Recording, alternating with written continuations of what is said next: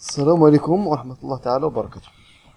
Aujourd'hui, dans cette vidéo-là, on va continuer de travailler sur le chapitre 5, qui est intégration et dérivation. Donc, la partie qui nous intéresse aujourd'hui, c'est sa deuxième partie, qui est les quadratures de Gauss. Donc, aujourd'hui, on va voir quadrature de Gauss comme une technique d'intégration. Bien. Le principe des quadratures de Gauss est un peu différent de celle de Newton-Cotes. Donc, le raisonnement qu'on va utiliser est un peu différent.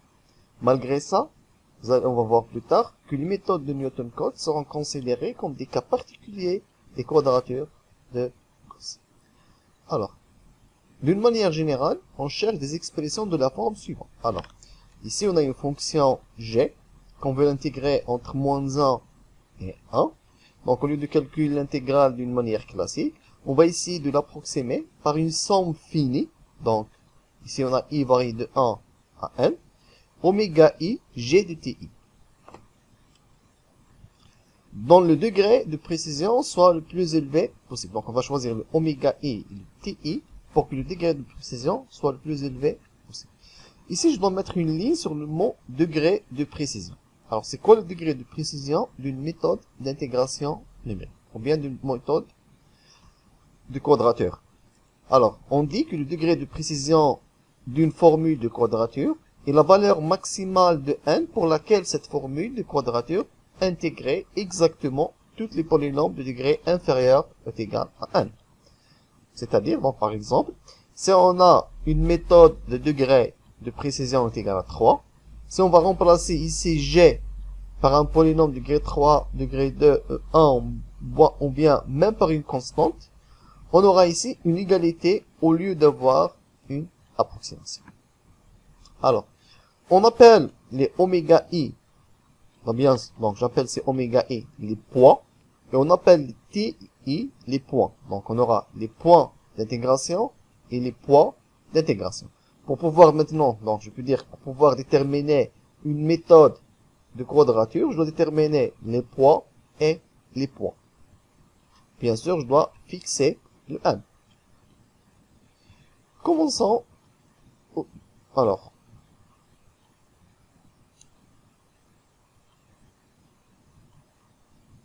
commençons par les quadratures de Gauss légendes à 1. Alors, si je cherche une quadrature à un point, c'est-à-dire que n sera égal à 1. Il y aura une formule de cette façon. Donc, on va l'intégrer, au lieu d'intégrer g de t dt entre moins 1 et 1, on va l'approximer par cette formule-là qui est oméga 1 g de t1. Ici, on a un seul point et un seul poids. Alors, comment je peux obtenir le oméga et le t1? Notre but, c'est de chercher oméga et t1 pour que cette formule soit exacte pour n le plus, donc pour le degré de polynôme le plus grand possible. Alors, notre but, c'est qu'il soit exact dans le cas des polynômes de degré le plus élevé possible. Commençons par les polynômes de degré 0. Alors, si je pars du polynôme de degré 0, je pars de la constante 1. On va supposer que g est égal à 1. g de t est égal à 1. Alors, si on suppose que g de t est égal à 1, on aura cette équation. Alors, si on va intégrer 1 entre moins 1 et 1, on trouve que ça est égal à 2. Maintenant, si je remplace oméga, donc oméga est inconnu, la fonction g est toujours une constante, donc c'est 1. On aura oméga 1 fois 1. Qu'est-ce qu'on va déduire de ça? On va déduire directement que oméga 1 est égal à 2. Comme ça, on a déterminé le poids. Maintenant, on doit déterminer le point. Qu'est-ce qu'on doit faire? Je passe maintenant à une autre équation. On va supposer maintenant que g est égal au monôme t. Donc, je suppose que g de t, c'est t. Dans cette situation, on obtient l'équation suivante. Alors, je remplace g par t. On aura l'intégrale de t entre moins 1 et 1. On sait bien que cette intégrale, c'est 0. Alors, si je prends maintenant ma formule de quadrature, oméga 1, ça sera remplacé par 2. G de t1, ça sera remplacé par t1, parce que la fonction, c'est t. Qu'est-ce qu'on va déduire de ça? On va déduire directement que t1 est égal à 0. Finalement, je peux dire que ma formule de quadrature de Gauss légende à un point est la suivante. Alors, on va approximer l'intégrale g de t entre moins 1 et 1 par la formule 2 fois g de 0. Quelle que soit la fonction g. Ici, c'est une approximation. on aura l'égalité si et seulement c, g est un polynôme de degré inférieur ou égal à 1. Donc, moi, je dois corriger normalement ici, c'est une approximation et non pas une égalité. Alors, prenons maintenant un petit exemple, ou bien quelques exemples. Je commence par le premier exemple.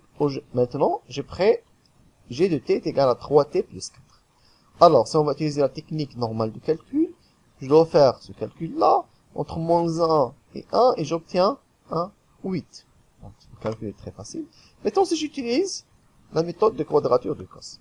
Alors, on va approximer l'intégrale de g de t par 2 fois g de 0.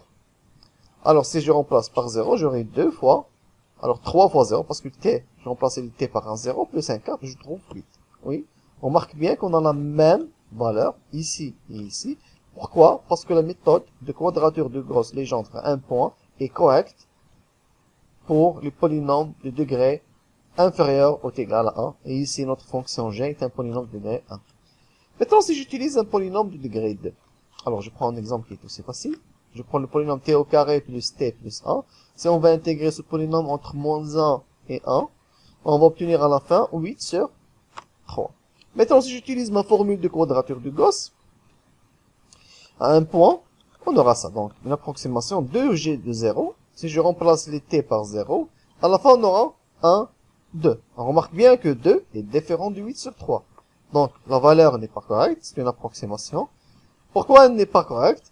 Parce que ce qu'on utilise maintenant, parce que c'est une formule à un point. On a dit que la formule à un point est correcte au plus pour un polynôme de degré 1. Donc, elle est correcte pour tous les polynômes qui ont un degré inférieur ou égal à 1. Je prends maintenant un autre exemple avec la fonction sinus. Donc, c'est le même exemple qu'on a traité pendant la vidéo, la première vidéo. Alors, c'est l'intégrale de sinus de x entre 0 et p sur 2. On sait bien, on peut le calculer facilement, il est égal à 1. Alors, si j'utilise directement la formule, qu'est-ce que j'ai fait ici? J'ai dit que sinus de x dx entre 0 et p sur 2 était, et on va l'approximer par 2 sinus de 0. Alors ici, il y a une faute. Pourquoi je mets des x? Je ne dois pas avoir des x ici. Ça, c'est une faute. Alors, est égal à 0. Ce travail qui a été fait est un travail qui est fausse. Il n'est pas correct. Pourquoi il n'est pas correct?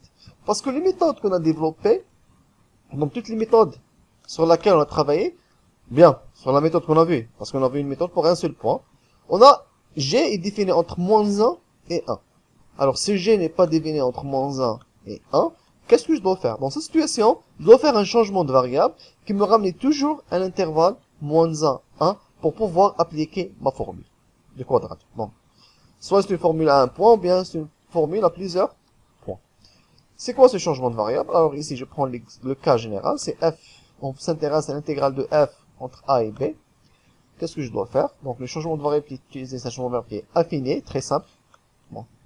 X est égal à b, donc, suppose que x est égal b moins 1 t plus a plus b sur 2. Donc, ce qu'on me permet de dire que de x n'est rien d'autre que b moins a sur 2 dt. Maintenant, l'intégrale de f entre a et b sera égale à l'intégrale entre moins 1 et 1, donc vous marquez le changement de variable, de f de b moins 1t plus a plus b sur 2, multiplié par b moins 1 sur 2 dt. Comment je peux utiliser ça pour ma fonction? Bien, pour mon intégrale de sinus. Alors, le travail est très simple. On a l'intégrale de sinus entre 0 et p sur 2 dx. Qu'est-ce qu'on va faire? On va mettre donc, mettons, je dois faire un changement de variable pour aller à l'intervalle moins 1, 1. On aura sinus. Donc, je remplace x par cette quantité-là. b moins a fois t plus a plus b sur 2. Ici, le b, c'est 1. Plutôt, le b, c'est p sur 2. Et le a, c'est 0. Donc, ce sera p sur 2 moins 0 t plus p sur 2 plus 0, le tout divisé par 2. Sans oublier de multiplier ça par b moins 1 sur 2. Donc, c'est par p sur 2 moins 0 sur 2 dt. À la fin, on a cette nouvelle écriture de notre fonction g. Donc, ma fonction g, que je dois utiliser pour faire des calculs, c'est celle-ci. Donc, p sur 4, sinus, p sur 4t plus p sur 4. On va intégrer ça entre moins 1 et je vais mettre directement ma formule. Alors, qu'est-ce que vous remarquez? L'approximation de ça, c'est 2 fois g de 0. Donc, c'est 2 multiplié par ma fonction p sur 4, sinus, p sur 4. On remplace le t par un 0, plus p sur 4. Donc, c'est-à-dire À la fin, on aura P sur 2 sinus P sur 4, qui est égal à la racine de 2 fois P sur 4, qui me permet d'obtenir cette approximation. Donc, on peut calculer facilement l'erreur, parce qu'on a la valeur exacte de la valeur approximative. Passons maintenant aux quadratures de Gauss-Legendre à 2 points. Toujours avec le même principe. Si on aura 2 points, donc on aura, si je parle de 2 points, donc on a le point T1, T2, on aura aussi 2 poids, oméga 1 et oméga 2. Donc le tout, c'est 4 inconnus. Pour déterminer 4 inconnus, je dois avoir au moins 4 équations. Comment je construis ces équations-là? On va commencer à remplacer chaque fois G de t par un polynôme. Je commence par le polynôme, bon, bien la constante 1, puis le polynôme, bien le monôme t, puis le monôme t au carré, puis le monôme t puissance 3. Ce qui me permet à la fin d'obtenir ces 4 équations. Donc je commence par la première équation. C'est l'intégrale de 1 entre moins 1. Donc je peux le calculer facilement. Il me donne 2. Puis je remplace g de t par 1 et g de t2 par 1. Ce qui me permet d'avoir cette équation. 2 est égal à oméga 1 plus oméga 2. Je passe maintenant à la deuxième équation. Dans la deuxième équation, on va remplacer g par un t. L'intégrale de t entre moins 1 et 1, c'est 0. Donc ce qui me permet de dire, alors si je remplace ici, ce sera 0 est égal à oméga 1 t plus oméga 2 t au carré. Maintenant, je remplace g par t au carré. Et on va utiliser le même principe pour avoir cette troisième équation. Et maintenant, je remplace g par t puissance 3 en utilisant le même principe pour avoir la quatrième équation. Bien. Qu'est-ce que vous remarquez? On a 4 équations non linéaires. Premièrement, donc, les équations non linéaires sont plus difficiles à résoudre que les équations linéaires. Parce que ça pose vraiment un problème. Plus que ça, je dois faire des petites remarques. La première remarque, c'est que les T1 et T2 doivent être différents. Parce que si T1 est égal à T2, on aura une formule à un seul point. La deuxième remarque, que oméga 1 et oméga 2 doivent être les deux différents de 0. Parce que si l'un des deux est égal à 0, on aura une formule à un seul point. En respectant ces deux conditions-là, on aura la solution suivante de système. Donc, on aura oméga 1 est égal à oméga 2 est égal à 1. Et le point T1, c'est moins la racine de 1 sur 3. Et T2, c'est moins la racine. Non, T2, c'est pas moins la racine, mais plus tard, c'est la racine de 1 sur 3. Ça, c'est un plus. On doit corriger ici, on doit mettre un plus. Au lieu de mettre un moins 1. Donc, la T1, c'est moins 1 sur racine de 3. Et T2, c'est plus 1 sur racine de 3. Finalement, on aura notre formule de quadrature qui est correcte. C'est G est égal à 1 au T au carré de T3. Ou bien, elle est correcte si G est inférieur, si G est un polynôme de degré inférieur ou égal à 3. Comment je peux utiliser cette formule? Donc, pour comprendre comment on peut utiliser, on va voir des exemples suivants. Alors, je vais commencer par un polynôme de degré 3, qui est le 3t au cube, plus t au carré, plus t moins 1. Qu'on veut l'intégrer entre moins 1. Alors, si on va faire l'intégrale d'une façon classique, on aura 8 sur 3. Maintenant, on va essayer d'utiliser notre formule. Alors, c'est quoi la formule? On va l'approximer. Ici, ce ne sera pas une approximation, parce qu'on a dit que le degré de précision est correct pour un polynôme de degré 3, donc normalement c'est une égalité. Mais ça pose pas de problème. Alors, on aura 1, ça c'est le premier poids, fois g de moins 1 sur racine de 3, plus 1 fois g de 1 sur racine de 3. Alors, si je commence à calculer, donc je prends ce polynôme-là, on va remplacer le t par moins 1 sur racine de 3, puis on remplace par 1 sur racine de 3. Alors, si vous remarquez bien, j'ai mis les poids de oméga en rouge, et les points, les t1 et t2 en vert. Alors, si je fais mon calcul, à la fin, on aura 8 sur 3. Bien sûr, la valeur est exacte. Maintenant, je prends un autre exemple. J'ai pris le monôme t puissance 4. Donc, ça m'intéresse à calculer l'intégrale de t puissance 4 dt entre moins 1 et 1. Alors, si je fais mes calculs, j'aurai 2 sur 5. Maintenant, je vais essayer d'utiliser la formule des quadratures à 2 points. Alors, si j'utilise cette formule, elle va me donner 2 sur 9. On remarque bien que la valeur est différente. Pourquoi elle est différente? Parce que cette formule à 2 points est correcte uniquement pour les polynômes qui ont un degré inférieur ou égal à 3. Alors, si le degré de polynôme est supérieur à 3, ou bien si la fonction g n'est pas un polynôme, la formule n'est pas correcte, mais elle me donne une approximation. Toujours avec les exemples, je prends maintenant notre exemple qui est x plus 2 entre 0 et 1. Donc, on s'intéresse au calcul de l'intégrale de x plus 2 de x entre 0 et 1. Alors, l'intégrale de cette fonction est égale à 5 sur 2. Comment je peux utiliser ma formule? Ici, je dois remarquer directement que les intégrales, bien que les bornes des intégrales sont différents de moins 1 et 1, ce qui m'oblige à utiliser le changement de variable qui est déjà vu précédemment.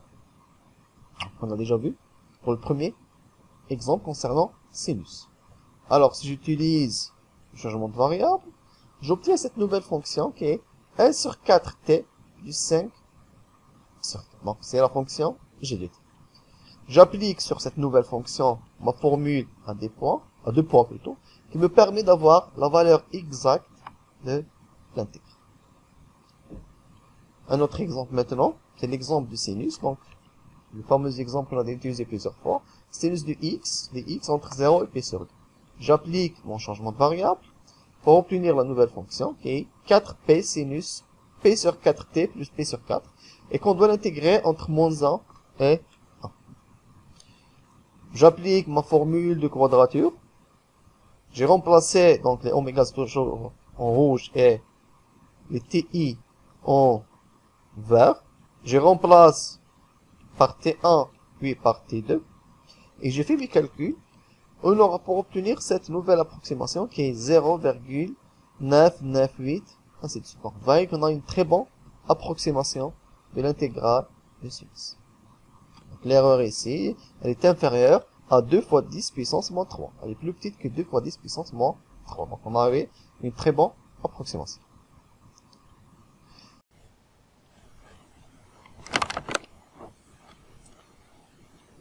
Alors maintenant, on va parler de cas général, c'est-à-dire les quadratures de Gauss Legendre à un point. Il est toujours possible de déterminer des quadratures de Gauss avec un grand nombre de points. Ces quadratures sont particulièrement efficaces et sont utilisées par exemple dans la méthode des éléments finis. Alors, pour le déterminer, la façon classique est une généralisation de la technique qu'on a utilisée pour définir les quadratures de Gauss à 2 points. C'est-à-dire, pour déterminer les deuxièmes coefficients oméga i et ti, en résolvant un système non linéaire de deuxième équation que l'on obtient en prenant g de t est égal t puissance k pour k varie de 0 jusqu'à 2n moins 1.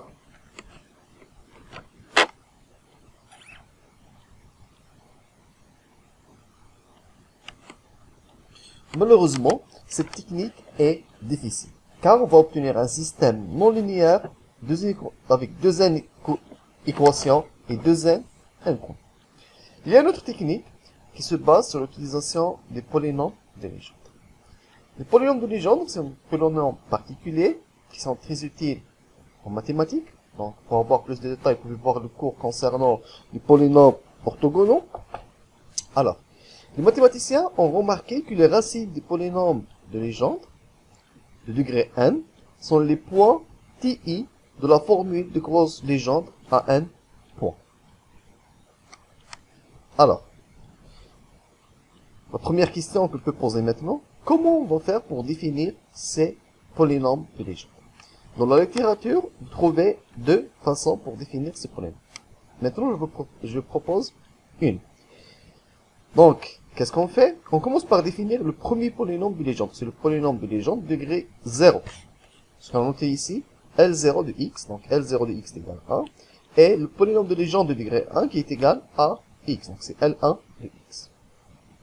Il existe une formule de récurrence qui me permet de définir le polynôme de degré plus élevé. Voici la formule, donc c'est n plus 1, multiplié par le polynôme de Legendre de degré n plus 1, c'est le polynôme qu'on cherche à définir, est égal à 2n plus 1 fois x, fois Ln de x, c'est-à-dire le polynôme de Legendre de degré n, moins n multiplié par le polynôme de Legendre degré n moins 1. Cette formule est correcte pour toute valeur de n supérieure ou égale à 2. Alors, qu'est-ce qu'on fait? Après avoir déterminé le polynôme de degré n plus 1 qu'on cherche, ou bien le polynôme de degré n qu'on est en train de chercher, on cherche ses racines, puis on va utiliser ces racines, on va introduire ces racines dans ce système-là, ce système qui a été obtenu à partir de remplacer g de t par t puissance k, donc on va introduire ces racines, on va obtenir un système qui est linéaire, et ce qui est facile à résoudre.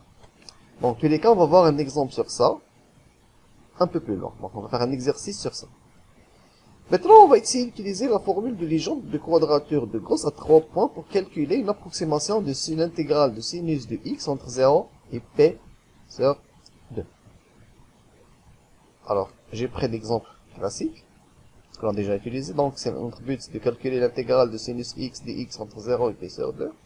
Alors, pour pouvoir calculer ça, je dois faire un changement de variable pour ramener mon intervalle entre moins 1 et 1. Alors, c'est le changement de variable qui a été déjà utilisé. Maintenant, je m'intéresse à utiliser une formule de quadrature de 3 points et 3 points. Alors, on ne va pas expliquer la façon avec laquelle on va trouver les points. Et les points, on va utiliser directement. Alors, ces points sont définis ici. Donc, vous avez T1 qui est moins la racine de 15 sur 5. T2, c'est un 0. T3, c'est la racine de 15 sur 5. Si je parle de oméga, le oméga 1 c'est 5 sur 9, oméga 2 c'est 8 sur 9, oméga 3 c'est 5 sur 9. Alors il suffit de remplacer dans la formule, donc je remplace le T1 et le oméga pour obtenir cette écriture là. Remarquez, je mets les points en rouge et les points en vert. Si on fait les calculs, on aura cette valeur. Donc 1, puis vous avez virgule, 5, 0, 8. Donc l'erreur, c'est de l'ordre de 8 fois 10 puissance moins 6. On remarque bien que l'erreur, cette fois, est vraiment négligeable. Passons maintenant à un exercice. Donc, l'exercice 1. Dans cet exercice, on va essayer de déterminer la formule de quadrature de Gauss en 4 points. Alors, le travail est très simple. On doit commencer par définir le polynôme de Legendre du degré 4.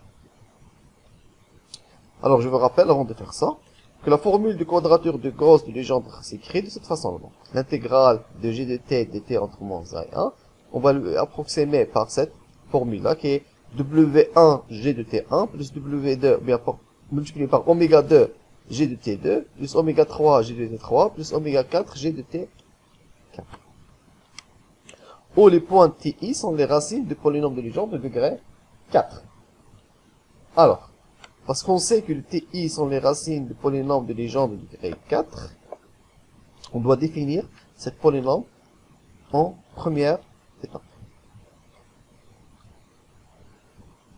On en sait que L de 0 c'est 1, L1 de x c'est x. Alors, la formule qu'on a déjà utilisée, c'est celle-ci. Donc, c'est la relation entre le polynôme de degré 1 plus 1 et le polynôme de degré n et n moins 1. Donc, c'est L1 plus 1 de x égale 2n plus 1 sur 1 plus 1 x ln de x, moins 1 sur 1 plus 1 ln moins 1 de x.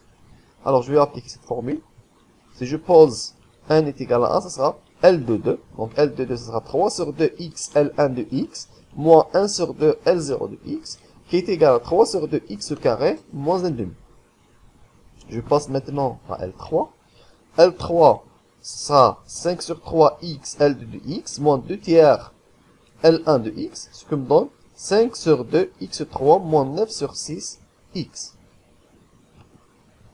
Maintenant, si je passe à x à 1 est égal à 3, c'est-à-dire L de 4 de x, donc le polynôme de Legendre de degré 4, c'est le polynôme qui nous intéresse, on aura 7 sur 4 x L3 de x, moins 3 sur 2 L2 de x, ce qui me donne 35 sur 8 x4, moins 15 sur 4 x2, plus 3 sur 8.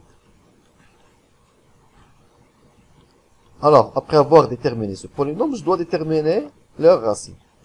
Si on fait des calculs, on peut déterminer ces racines facilement, ça ne pose pas de problème. Il suffit de poser grand X égale x carré. On va résoudre une équation, bien on va chercher les racines d'un polynôme de degré 2. Après avoir trouvé ces racines-là, on va calculer les racines des racines. En tous les cas, à la fin, on aura ces 4 racines-là. T1, qui correspond à x1, T2 qui correspond à x2, T3 qui correspond à x3, et T4 qui correspond à x4.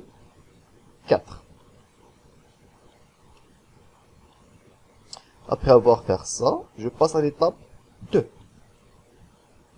Alors, c'est quoi l'étape 2? On va résoudre maintenant le système linéaire suivant. Voici notre système. Alors, j'ai remplacé G de T par 1, puis par T au carré, puis par T puissance 3. Qu'est-ce qu'on a ici comme avantage? Les TI sont déjà calculés. Ce qui transforme ce système qui était très compliqué à un système linéaire facile à résoudre. 4 équations avec 4 inconnus, au lieu de faire 8 équations avec 8 inconnus. Bien. Alors, si on va résoudre ce système-là, on obtient ces valeurs de oméga. Donc, oméga 1, c'est 18 moins la racine de 30 sur 36. Oméga 2, c'est 18 plus 30, la racine de 30 sur 36. Oméga 3, c'est 18 plus la racine de 30 sur 36. Et enfin, oméga 4, c'est 18 moins la racine de 30 sur 36. Bien, ici une remarque qui est importante. La formule de Gauss-Legendre de 1 point est correcte pour tout polynôme de degré inférieur ou égal à 2n moins 1. Donc la formule avec 4 points est correcte pour les polynômes de degré inférieur ou égal à 7. Ça, c'est un théorème qu'on peut utiliser. Passons maintenant à un autre exercice. C'est l'exercice 2. Dans cet exercice, on va utiliser une formule de quadrature, mais c'est pas la formule de quadrature de Legendre, de Gauss-Legendre. Donc c'est une formule de quadrature quelconque. Alors, on cherche à déterminer une valeur approchée g de l'intervalle i, qui est l'intégrale de... On cherche à déterminer une valeur approchée g de l'intégrale de i, qui est rien d'autre l'intégrale de f de t entre moins 1 et 1, sur la forme suivante. Donc g est égal à 0 f de moins 1 demi, plus a1 f de 0, plus a2 f de 1 demi. Alors, qu'est-ce qu'on remarque? On a déjà fixé les points. 3 points sont fixés. Ils ne sont pas les racines du polynôme de Legendre. Cette formule, c'est une formule de quadrature, mais c'est pas une quadrature de Gauss-Legendre. C'est une quadrature quelconque. Alors, la première question de cet exercice, déterminer d'abord le polynôme d'interpolation de Lagrange de f au point moins 1 demi, 0 et 1 demi. Puis on va déduire g. La deuxième question, c'est de retrouver les coefficients A0, A1, A2 en écrivant que l'approximation doit être exacte, égale pour les polynômes de degré inférieur ou égal à 1. Troisièmement, on doit déduire l'approximation correspondante de l'intégrale de cosinus pi x au carré entre moins 1 et 1. Alors, commençons par la première question, qui est l'utilisation de l'interpolation de Lagrange. Alors, un petit rappel. Le polynôme d'interpolation de Lagrange est défini de cette façon-là. Alors, Pn de x, c'est la somme de f de xi fois li de x, avec i varié de 0 à n. Fi de x, c'est la valeur de la fonction de f au point xi. Li de x sont des polynômes de degré n. Alors, comment on fait pour définir les li? Les li sont définis de cette façon. Donc, li de x, c'est le produit pour g varié de 0 à n avec g différent de i, de x moins xg sur xi moins xg. Je commence à calculer les 4 polynômes, les 3 polynômes, L0, L1 et L2. Alors, il suffit d'appliquer la formule. Donc, L0 sera x moins x1 sur x moins x2 sur x0 moins x1 fois x0 moins x2, ce qui me donne à la fin 2x au carré moins x. L1 de x, c'est x moins x0 fois x moins x1 sur x1 moins x0, x1 moins x2, ce qui me donne moins 4x au carré plus 1. Et enfin, on fait la même procédure avec L2 pour obtenir 2x au carré plus x. Ici, une petite remarque concernant le polynôme L, ou bien ce qu'on appelle la base de Lagrange. Si on fait la somme des polynômes de la base de Lagrange, on trouve toujours 1. Regardez, vous avez 2x au carré, moins 4x au carré, plus 2x au carré, c'est un 0. Vous avez x moins x, c'est un 0. Il vous reste ce 1 là. Alors la somme des polynômes de la base de Lagrange sont égales à toujours à 1. Après avoir déterminer ces bases-là, maintenant, je peux construire mon polynôme de Lagrange de degré 2. C'est un polynôme de Lagrange de degré 2, et non pas 3. Ah, c'est un 2, c'est pas un 3. Alors, P2 de x est égal à f de moins 1 demi, 2x au carré moins x, plus f de 0 moins 2x au carré plus 1, plus f de 1 demi, 2x au carré plus x. Maintenant, qu'est-ce qu'on fait pour obtenir la formule de quadrature? On va intégrer ce polynôme-là entre moins 1 et 1. Alors, si on va l'intégrer, donc on va intégrer toute cette formule-là. À la fin, on obtient 4 sur 3, f de moins 1 demi, moins 2 tiers, f de 0, plus 4 sur 3, f de 1 demi. Alors, c'est écriture en rouge, donc 4 sur 3, moins 2 sur 3 et 4 sur 3, représentent les coefficients A0, 1, 2, A0, A1 et A2. Donc ça, c'est A0. Moins 2 sur 3, ce sera A1. Et 4 sur 3, c'est A2. Comme ça, on a terminé notre formule de quadrature. Je vous rappelle, ça, c'est une formule de quadrature quelconque. C'est pas la formule de quadrature de Gauss-Legendre. Alors, maintenant, on va essayer de répondre à la deuxième question. Bien sûr, j'ai mis ça dans un cadre. On va essayer de répondre à la deuxième question, qui est de retrouver ces coefficients de telle façon que la formule donnée soit au moins exacte pour un polynôme de degré 2. Alors, qu'est-ce que je dois faire? Je dois comparer avec j de t, l'intégrale de j de t entre moins 1 et 1, avec j de t est égal à 1, puis t au carré. Ce qui me permet d'obtenir ces systèmes-là. Donc, c'est la technique qu'on a utilisée avec les quadratures de Gauss-Legendre. Mais ici, on a un système linéaire parce que les xi, bien les ti, les points sont déjà fixés. C'est moins 1 demi, 0 et 1. Alors, à la fin, on obtient un système linéaire avec 3 inconnus et 3 équations. Donc, la première équation, c'est celle-ci. A0 plus A1 plus A2 est égal à 2. La deuxième équation, c'est moins A0 plus A2 est égal à 0. La dernière équation, c'est A0 plus A2 est égal à 8 sur 3. Si on va le résoudre, on trouve A0 est égal à 4 sur 3, A1 est égal à moins 2 sur 3, et A2 est égal à 4 sur 3. C'est les mêmes valeurs qu'on a trouvées avec la technique précédente. Maintenant, on va essayer de calculer une approximation de l'intégrale. Bien, notre intégrale qu'on cherche à calculer son approximation, c'est l'intégrale de cosinus px au carré entre moins 1 et 1. Alors, si j'applique la formule, bon, avant d'appliquer la formule déjà, je dois vérifier que j'utilise les bons. Bon, c'est moins 1, donc les bons sont corrects. Je peux appliquer directement la formule. Je remplace le x par moins 1 demi, puis par 1 demi, 0, puis par 1 demi. Alors, si je fais les calculs, j'aurai 4 racines de 2 sur 3, moins 2 sur 3.